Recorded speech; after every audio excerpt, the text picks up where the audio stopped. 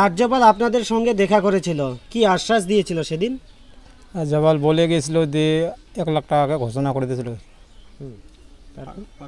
তার পরিবারের পর সাহায্য কোনো করবো আমরা, এটা বলছে। সেই আশ্বাস কি পূরণ হয়েছে আপনাদের? না, পূরণ হয়নি। বলে গেছে, এখনো কোনো সাড়া পাওয়া যায়নি, এখনো কোনো সাড়া পাওয়া যায়নি। মানে ওই 1 লাখ টাকা আপনার পাননি? না, যে 1 লাখ টাকার ঘোষণা করেছিল রাজ্যপাল। না পাইনি। বর্তমানে কি চাইছেন সরকারের কাছে? আমাকে যাই যেটা রাজ্যপাল বলে গিয়েছে, আমাকে বলছে যে 4টা চাকরি দেবো, ওইটা বলে গেছে। আচ্ছা, আরেকটা কথা, এখানে রাজ্য সরকার আপনাদের একটা আশ্বাস দিয়েছিল যে 3 লক্ষ টাকা এবং পরে 2 লক্ষ টাকা, 5 লক্ষ টাকার একটা আশ্বাস দিয়েছিল। না, এখানকার রাজ্যপাল রাজ্য সরকার আমাদের ভালো সহযোগিতা করছে। আমাদের রাজ্য সরকার এর মতন সহযোগিতা কেউ করেনি। কত টাকা দিয়েছিল রাজ্য সরকার? রাজ্য সরকার আগে দিয়েছিল 3 লাখ নগদ কেজি দিয়েছিল, আর 2 লাখের একটা চেক দিয়েছিল। টাকা পেয়েছেন? আমি পেয়েছি। আপনার নাম? ভোলা মোহাম্মদ। আর আপনার ছেলের নাম? তালেব।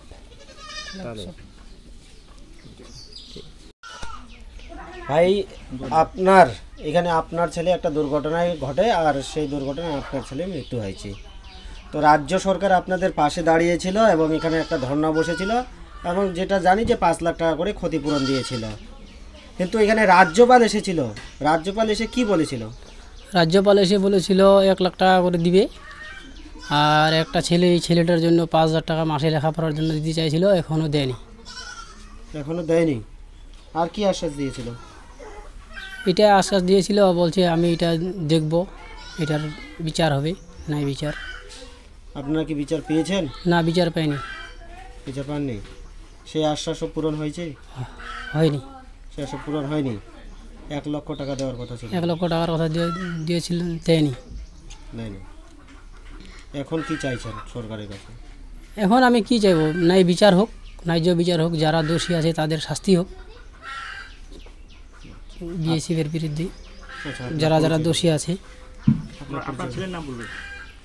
ইসুফ আলী, যেটা মারা গেছে। আপনার নাম? সমীরুল ইসলাম। গ্রামের নাম? চেতনাওস।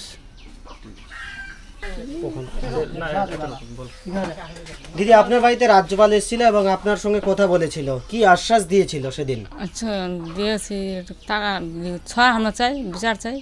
ছড়াটা লাগাল পানো নি, ছড়া দিতে কিছু নি পানি। টাকার কথা বলছি, ওইখানে দেয়নি। 1 লাখ টাকা দেয়নি, ছড়া বাচ্চারা আমার দিবা চাইছে। মাসে মাসে 5,000 টাকা দিবা চাইছে পড়াশোনার জন্য। পড়াশোনার জন্য। হ্যাঁ। কে বলেছিল কথাটা? রাজ্যপাল। রাজ্যপাল বলেছিল। সেই আশ্বাস পূরণ হয়েছে আপনাদের? তো আমরা বিচার চাই। না, 1 লাখ টাকা রাজ্যপাল দিতে চেয়েছিল, আদৌ কি পেয়েছেন সেই টাকা? না, পাননি? পাননি। আপনার পরিচয়টা বলুন। আপনার নাম? কাছি না খাতুন।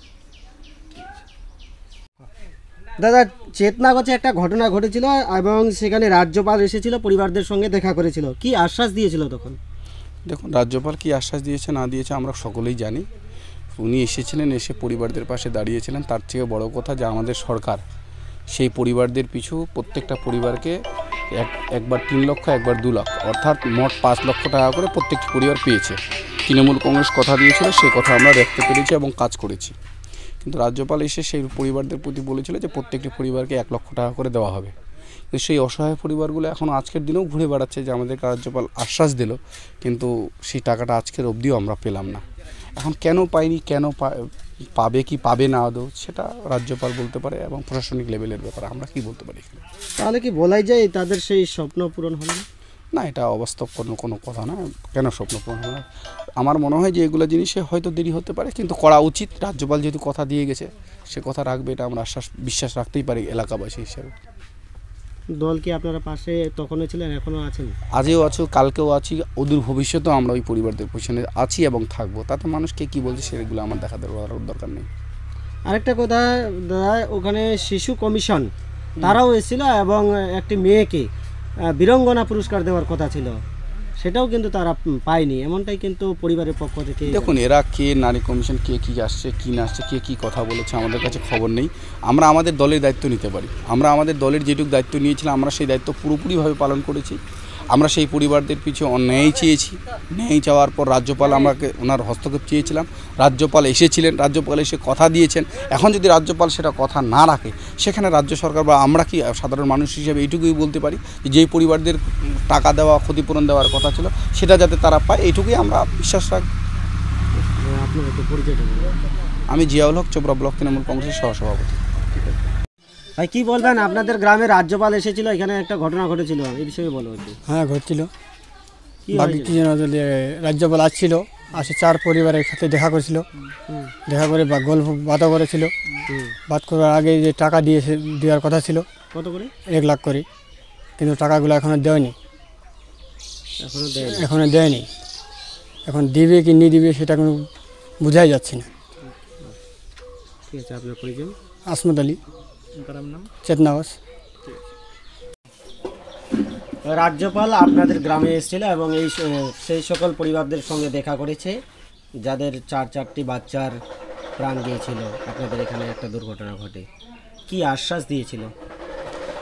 রাজ্যপাল তো আমার এখানে 9 দিন ধর্নার পরে আমার রাজ্য সরকার থেকে 5 লক্ষ টাকা অনুদান দিয়েছে। তারপরে লাস্টের দিনে রাজ্যপাল এসে উনি প্রতিশ্রুতি দিয়ে গেছিলেন যে যে বাচ্চা মারা গেছে তাদের পরিবারদেরকে আমরা লাখ টাকা করে সহযোগিতা করব, কিন্তু এখনও পর্যন্ত কোনো টাকাটা দেয় নাই, এখন এরাও পায় নাই। এটা নিয়ে আমরা ক্ষিপ্ত আছি যে দিবে কি দিবে না, এখনও কোনো ভালো মন্দ কোনো খবর পাওয়া যায় না। সেই আশ্বাস কি পূরণ হয়েছে? না, এখনও হয় নাই। কি চাইছেন বর্তমানে সরকারের কাছে? রাজ্যপাল যদি একজন উনি রাজ্যের মানে প্রশাসনিক মানুষ, সেই যদি এখানে বলে গিয়ে যদি টাকাটা না পায় তাহলে তো মানুষ ক্ষিপ্ত থাকবেই, মানুষ তো মানে দুঃখ পাবেই।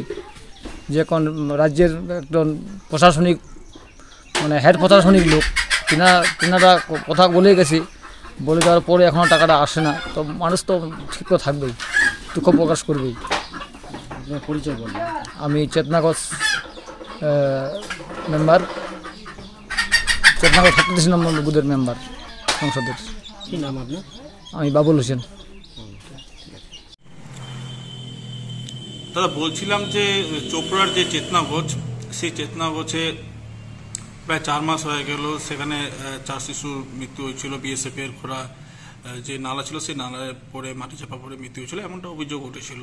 এরপরেই সেখানে রাজ্যপালও গিয়েছিলেন, পরিবারের লোকের সাথে কথা বলেন এবং আশ্বাস দিয়েছিলেন যে 1 লক্ষ টাকার ক্ষতিপূরণ এবং পরিবারের পাশে থাকার আশ্বাস দিয়েছিলেন, কিন্তু 4 মাস পেরিয়ে গেলে এখনো পর্যন্ত কোনো ক্ষতিপূরণ পায়নি। কি বলবেন?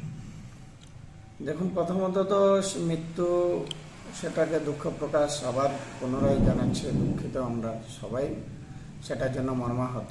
বাকি যে বিষয়, সেই পরিবারের পাশে থাকা এবং তার জন্য যে আর্থিক সহযোগিতা করার ঘোষণা রাজ্যপাল করেছিলেন, নিশ্চয়ই সেটা পূরণ করবেন।